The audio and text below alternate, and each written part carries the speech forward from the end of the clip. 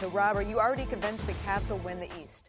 I've been convinced for a long time, and we talked earlier. It's about LeBron James. I mean, I understand he needs a complementary of other players and whatnot, you know, to fill out the rest and do some other stuff. But it still comes down to LeBron James. And when I look at him versus the East, that's why he would be crazy to leave the East. There's no one really in his way that's going to stop him in a 4 out of 7 series. So I like the Cavs coming in. Yes, did they struggle? Did they look bad where some people went, oh, I don't know if they're going to make it. I just knew that there's plenty of time. We're only at the All-Star break coming up. Plenty of time for that ship to get righted. Okay, they went out, added some pieces. LeBron feels energized now, maybe. And if that's what he needed to be motivated, fine. But it's all centers around LeBron James playing better. I had never seen LeBron James play as poorly as he did for that stretch from Christmas. He didn't play defense. He didn't do anything. It was so bad. And I thought to myself... and he still averaged 23 points on 50% shooting. Right. But his plus-minus was awful, was bad. Right. So I'm just saying, the Cavs, I looked at Boston and how they got off to a fast start and everybody liked them, but no Hayward, who got hurt in the first game that they played. So I kind of eliminated them that they're not ready. It's not there yet. In time, could they be the team to finally knock off LeBron down the road? Yeah. But Toronto, we've seen this movie 1,000 times, right? Play well during the regular season. They have some sort of playoff collapse or something doesn't work out. I just can't count on the Raptors doing anything. And years gone by was Washington. They fell off the map. So who's really in the way? Nobody. It is still about LeBron James getting there, getting to the finals for what? Eighth year in a row out of the East. This is LeBron's time. So if LeBron does what he's supposed to do and get some support from these guys that they now have, they should be there. Last year they went into the finals 12-1 out of the East. So what if it's 12-2 or 12-3? They're still going to make it out of the East. My mind hasn't changed one bit that LeBron will get to yet another finals and then lose another finals once he gets there. So nothing's changed for me, even with all the player movement. I'm convinced now. You were not convinced before. No, I was not. Who was going to knock them off, Greg? I believe Boston could have knocked them off. Absolutely. And I believe LeBron knew that if we don't make some changes, this Boston Celtics team is good enough to beat us in the best of 7. Bottom line, they have the better coach. And here's bringing up that we always... Is this league about coaches or players? No. This is because I want to touch on that too, because you put sole responsibility on LeBron because he is the greatest player. All day, every day. Because he is the greatest player. Any other player, we're talking about the coach. I mean, Tyronn, he deserves some blame for their performance or the lack of the performance that they were putting out on that floor every single night. That is not just solely on your superstar player. If your superstar is not going to put out effort, especially when you talk about defense, and Chris, you know this, defense is all about effort. It's not about skill. It's the guy who's willing to put in the energy, put in the time, go for loose balls, rebounds. That's not a skill thing. That's all effort. And when guys don't play defense, it's because they don't want to do it. You're talking about a guy who's in the top 3 every year in minutes played. And we're not even talking about the wear and tear that he takes because of his size and the calls that he doesn't get and the things that he has to endure on the nightly basis. Like, I totally get it. Is it his responsibility to make sure that they're in the best position? Absolutely. But if I'm the head coach, I make sure I can identify that I'm putting too much on my superstar. And what they were doing was putting too much burden on LeBron to where he was not going to be well rested in the playoffs. So they acquired these young guys to give them that spark, to give them that energy. So now they have even much more depth on their bench to where Ty Lue feels comfortable going to all these guys. Seti Osman, all these guys that we've never even heard of are starting to come out and play well, and now it's going to afford them to have a fresher superstar LeBron to where his point differential, plus minus, if you will, is a lot better in what we've come to know him as. But to say that they were just going to flat out win the East doing what they were doing, I wasn't convinced then. I am convinced now. You're convinced from one game. I'm convinced. But he's also looking at the pieces. Yes, I'm looking at the pieces. But if they got blown out, if the score was reversed, Greg, I'm asking you, let's go back.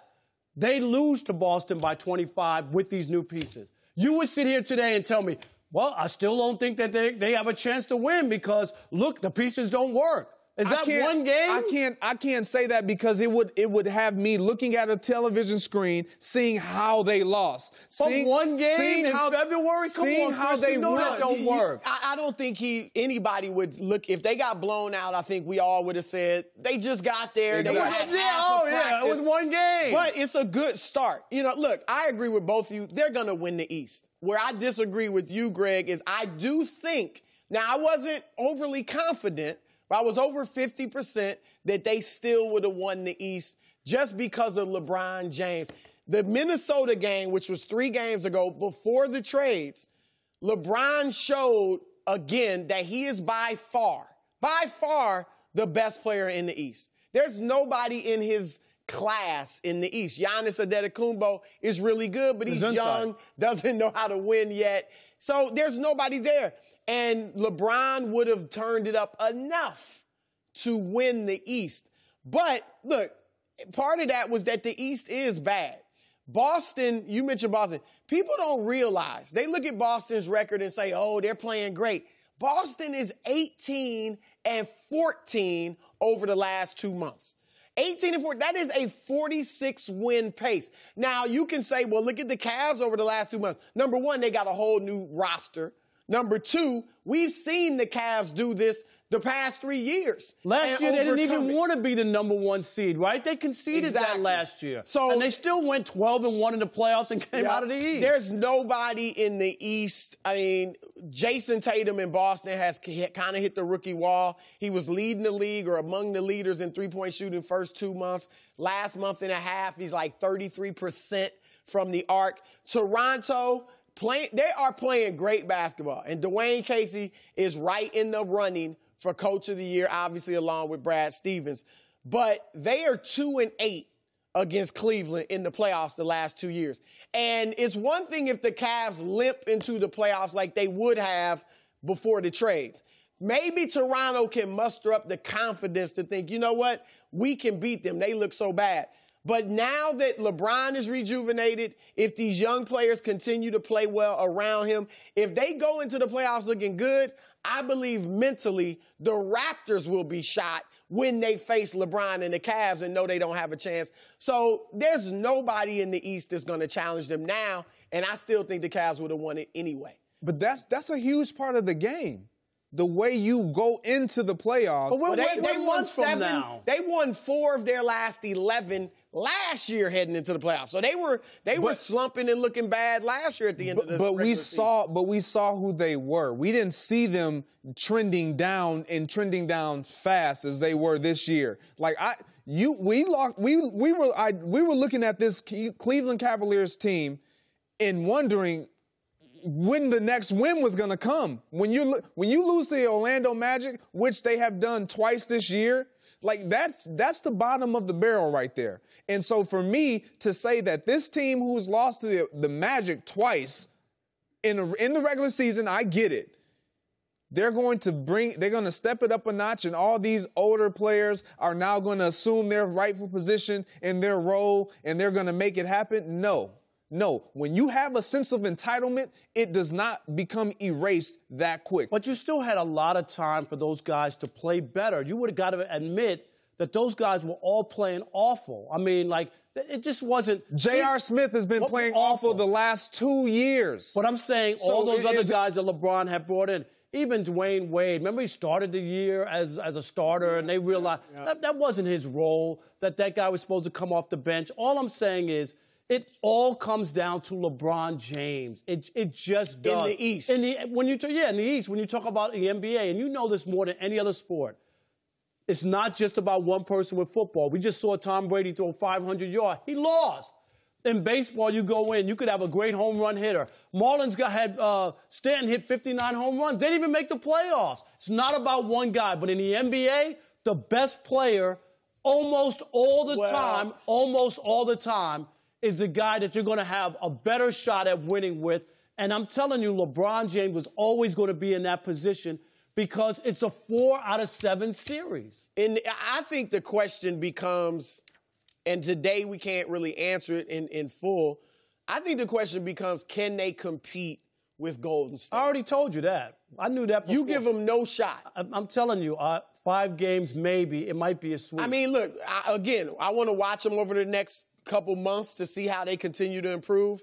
But that's the question is no longer will they win the East. Because LeBron can't play any better, Chris. Is he gonna, but the other guys around him can play better, specifically on the defense. Thank you. They are better equipped to guard Golden State. And look, Golden State is the favorite. They are my pick preseason and today, and probably will be my pick going into the playoffs. However, they are showing some signs of mental fatigue from trying to get to their 4th straight finals. They're not blowing teams out. They don't running need through to. the league. Yeah, but last year they didn't care about winning 73 because they had done that. But the year that they win 73, what happened? They lost. But that's they lost in the finals. But this year it's not about we ain't even trying to win 70. This year they are frustrated. They're exasperated. Not only is Draymond getting even more technicals, Steve Kerr is getting more technicals. Kevin Durant is getting more technicals. I'm not saying they're going to get beat in the playoffs or the finals, but I'm saying they are showing some fatigue. There's only 4 teams that have ever been to 4 straight finals. Russell's Celtics, Bird's Celtics, Magic's Lakers, and LeBron's Heat. It is tough to do mentally. And I think Golden State, it is wearing on them. Might not break them, but it's wearing on them and might make them more vulnerable to either the Rockets or Cleveland if they meet in the finals. Thanks for watching. Subscribe here to get the latest from the show, and be sure to check out more of the best clips from Undisputed, or go watch a few segments from our other shows on FS1.